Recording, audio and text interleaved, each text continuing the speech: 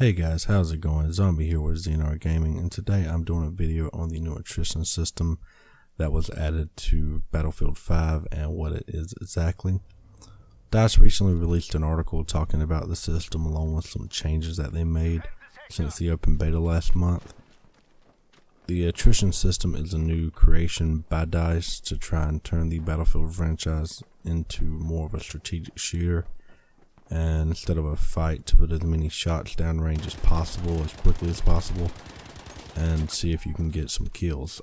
The attrition system is a part of DICE's vision of creating a more squad-based friendly game. Given less ammo and more ammo pickup opportunities throughout the battle.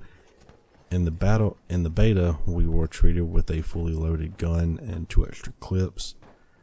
Now, for some people, this wasn't much of an issue during the open beta, but for many others, and myself included, we found ourselves ending our part in an assault to take an objective, or from our one-man flanking of almost the entire map, trying to get behind the enemy lines to stop and find the nearest ammo resupply location.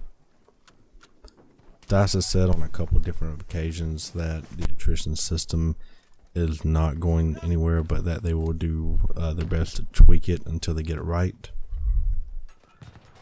In the article, they stated that when players spawn, the ammo that the player has for their weapon will be increased from what we saw in the beta, along with the maximum ammo capacity. For the weapon itself, they also stated that each weapon will have its own ammo amount.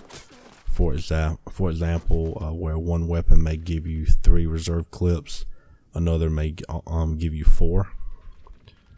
Also, when spawning, each player will have 1 medical pouch, keeping them from running to the nearest ammo or health supply instead of getting back into the battle upon respawn.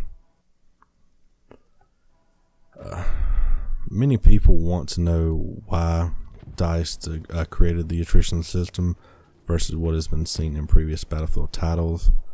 As I mentioned before, a large portion of this is due to improve squad play and give the concept of teamwork more meaning. They believe that by creating a scarcity of bullets and medical supplies, that the gameplay will become more dynamic. This will make players think twice before acting. If a player only has 1 clip left, and that player has 2 enemies standing right in front of them, they'll have to decide, should they try to shoot those 2 enemies, or would they be better off to continue to the next objective unseen, preserving the ammo that they do have. Playing also into this scenario, if you do shoot and survive, you may take damage that in previous Battlefield games would have let you heal completely, but in Battlefield 5, you will only be able to regain a portion of that health, causing you to die much faster later if you do take damage. Also, with the new medical pouch item, each class carries as they respawn or from other sources after surviving, such as health resupply locations.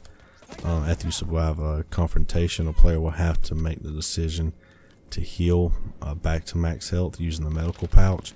If you forget to do this, it could result in a fatal confrontation, ending your spree and making you respawn at a different location.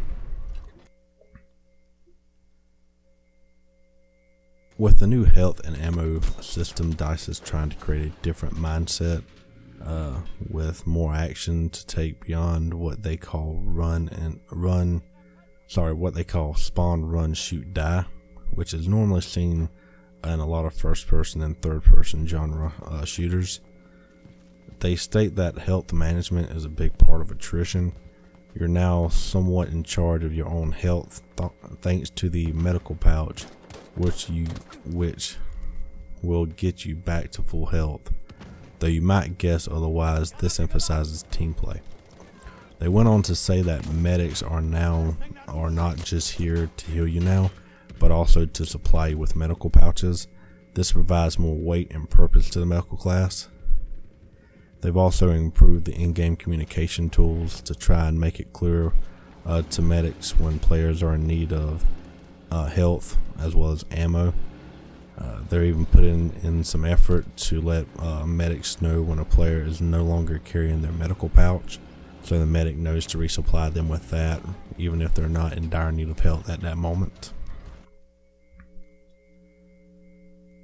Another hope of the attrition system is to reduce the amount of camping seen in Battlefield games, where now players can just sit in a location for long periods and mow down hordes of enemies as they appear around corners. People will find themselves having to constantly move to ammo resupply locations, or have support class players actually bring them ammo more often. Again, making them either communicate more or at least think a little more strategically about the play style whenever they might be trying to guard a location. DICE wanted to make sure that people knew that the new attrition system will not mean that they will spend half the game looking for ammo. If a player is trying to capture an objective, they will either be able to infiltrate the objective area and grab ammo from a resupply at the base, or walking over down to enemies or allies. As they fight, they will be able to refill small portions of their ammo along the way. In the article, the statement can be found that there's not really less ammo in Battlefield 5 compared with other titles. It's just spread out. If you master the battlefield, you will get a hold of it.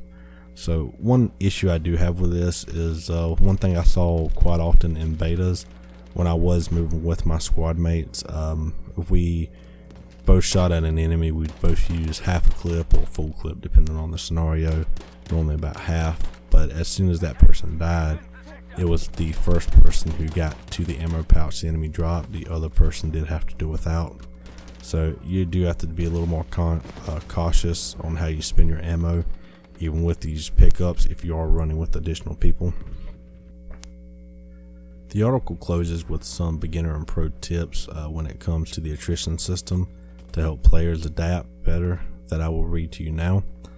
For the beginner tips, for the attrition system, it says remember to loot defeated players when it's safe to do so. Get the looting into your routine, and the extra ammo and health can keep you going for quite a while. Be aware of the risk of the surrounding area. So they're just telling you basically what I said. Whenever you're shooting the enemies, make sure you walk over them, get that additional health and ammo, and make sure you get it before other people do if you're going to be needing it. At the same time, if you have more reserves, you might want to leave that for an allied player. And of course, don't just run into open areas during firefights when you know you're probably going to get shot, just to grab a little bit of ammo, as these ammo pouches only carry the reserves, I believe, of the clip that enemy was shooting. If there are no resupply stations at the flag you're at, bring out your build tool and build it.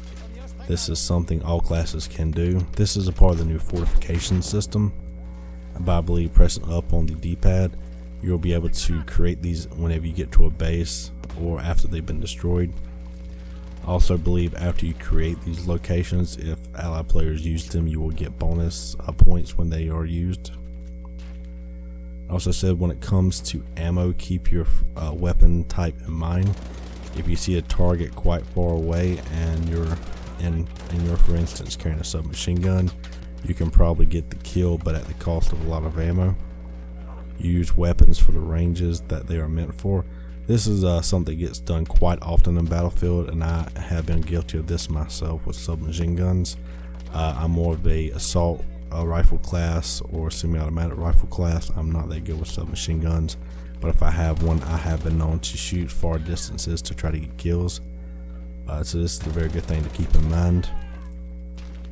If you're playing as a medic or support, people will need you. In previous games, you got points for just handing out ammo, even to well-stocked players, which made resupplying somewhat selfish at times.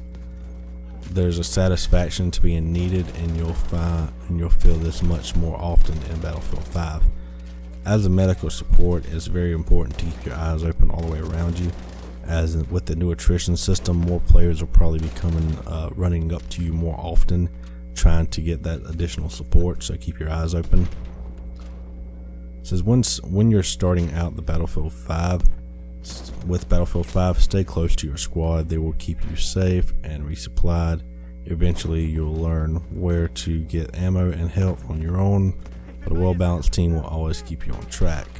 This is a very good point.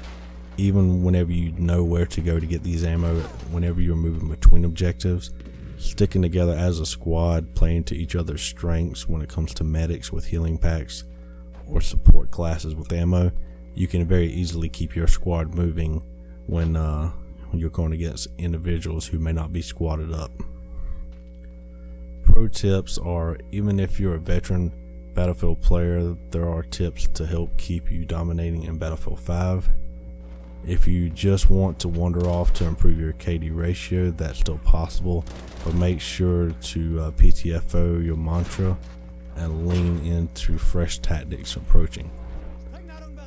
approaches. So make sure you play the objective, or remember that other people are going to be playing the objective more often, even when lone wolfing, as this will be part of the new attrition system. Enemies will stick closer to objectives or move more directly to them, and so will allies, and you will have to as well in order to keep playing as a lone wolf due to ammo and health requirements. If you're playing on larger maps with greater distances between flags, don't forget to call in the supply canister drop. If you have the points for the reinforcement, these replenish both health and ammo and will benefit both you and your team.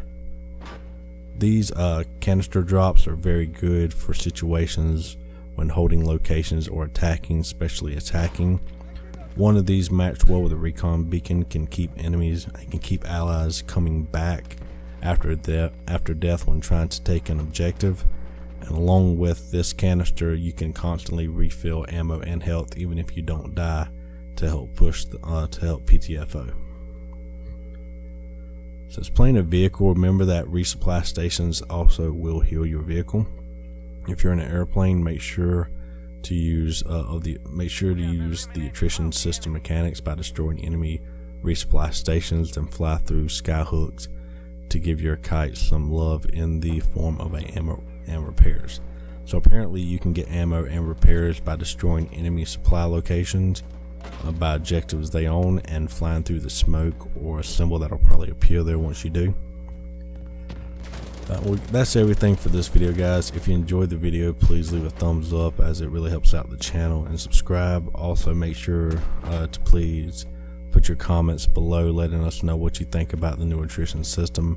Do you think that it will improve the quality of the life for the game, or do you think that the players are going to just hate it? Personally, I was able to adapt to the system quite easily, even though I did find myself more times than I wanted concerned with how I was going to find more ammo during a firefight. But thanks for watching, guys, and I will see you in the next video.